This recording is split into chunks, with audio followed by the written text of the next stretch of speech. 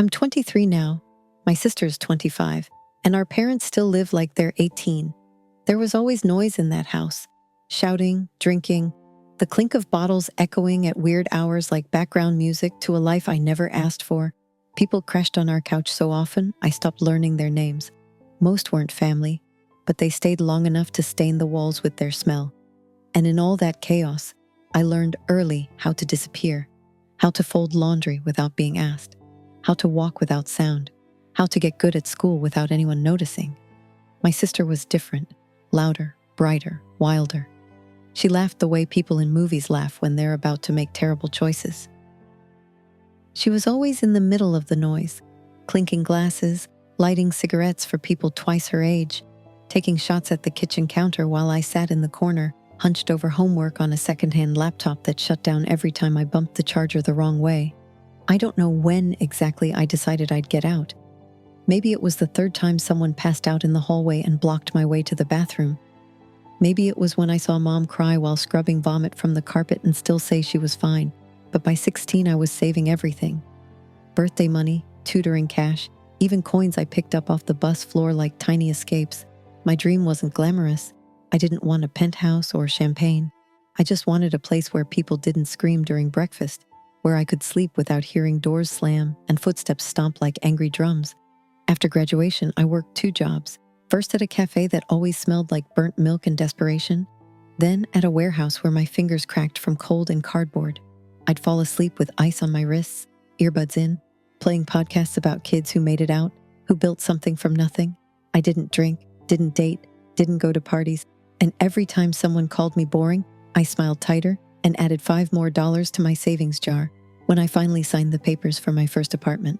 A tiny 1-bedroom with peeling paint, rusted pipes, and a floor that creaked like it had secrets. I cried in the shower for an hour, not because it was perfect, but because it was mine, because no one could stumble in drunk and ruin it. No one could smash plates and expect me to clean it up. The silence inside those walls was a kind of music I'd never heard before, and it made my chest ache in the best way. I posted one photo, just the keys in my hand, captioned home, and suddenly, people I hadn't spoken to in years started sending heart emojis, saying they were proud, but none of them saw the months I ate nothing but instant noodles. None of them knew how I once cried for 3 hours over a broken sink because I couldn't afford a plumber. That apartment wasn't just shelter. It was proof, a quiet monument to every night I chose survival over surrender.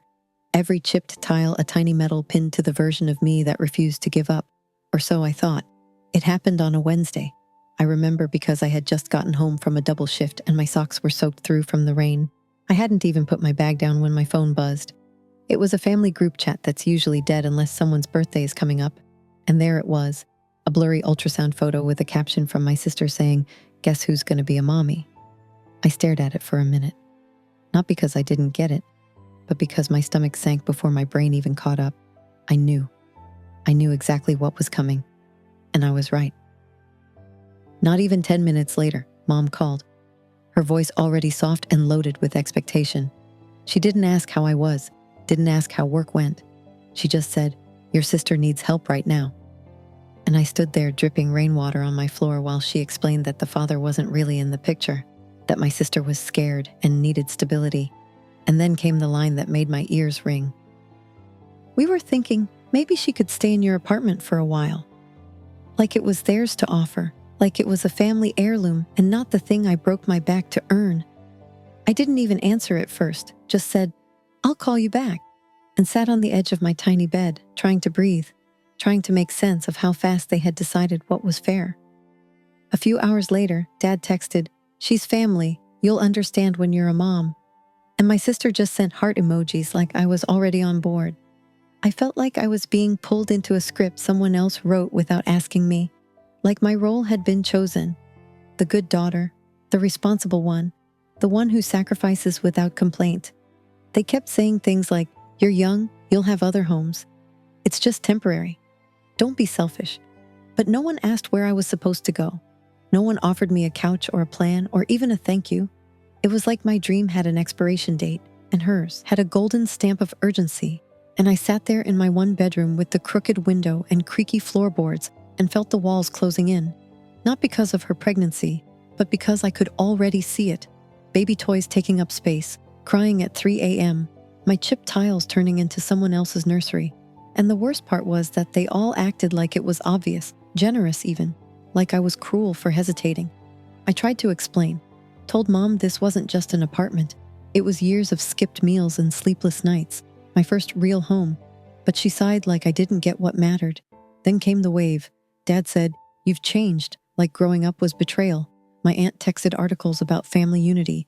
My sister sent voice notes starting with, "I know you're busy," and ending in tears. They said I was selfish. I didn't understand womanhood or sisterhood or sacrifice, that someday when you have a baby, you'll get it. And I started to believe them. I'd lie awake, feel the floor creak like judgment, stare at the photo from move-in day, and wonder if I was holding on too tight, if I was failing them by choosing myself. But then I remembered no one helped when I was working doubles and sleeping 3 hours, crying into a bowl of rice, applying to jobs on 3% battery, and now everyone had opinions on how I should support the family. They treated me like a resource, not a person. They called me hard, cold, even heartless, and maybe part of me believed it. But another part, the one that carried me this far, started waking up again, and it was angry. Saying it felt like stepping off a cliff, chest tight, hands shaking, voice catching.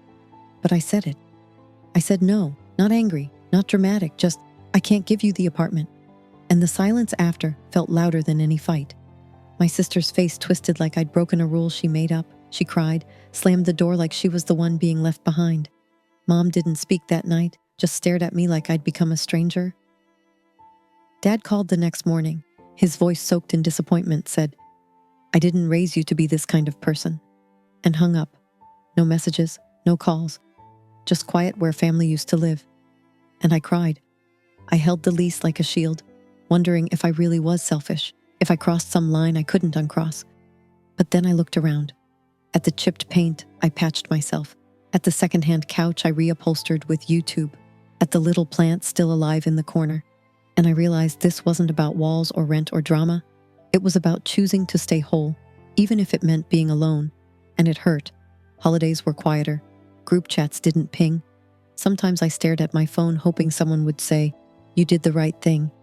But in that stillness, I found space to breathe, to rest, to live without earning love. And I realized I didn't need their permission to keep what I built.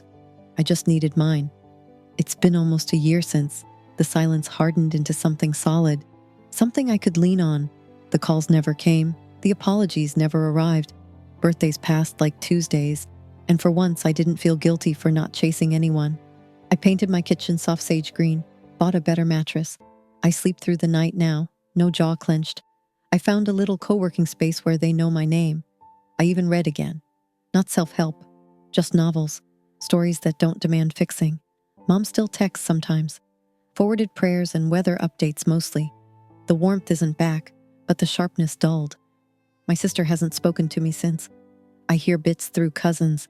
The baby came early. She's living with her boyfriend's family now. And sometimes I wonder if she thinks of me when she's rocking that child. If there's a second where she remembers what I could have done and didn't, but I don't chase those thoughts anymore. I've learned closure doesn't always come through hugs or healing. Sometimes it's just waking up knowing your peace matters more than their approval. I still pass the mirror and ask, did I do the right thing? And most days the answer is yes, not because it was easy, but because it was necessary. I kept the apartment, kept my name off the guilt, kept the version of me that fought to exist, and that matters more than anything they could have given or taken. I don't know what's next. Maybe love, maybe travel. Maybe I'll finally grow that herb garden on the windowsill. But I know I'm ready for joy without guilt, family that feels chosen, and stories that begin with me choosing myself first.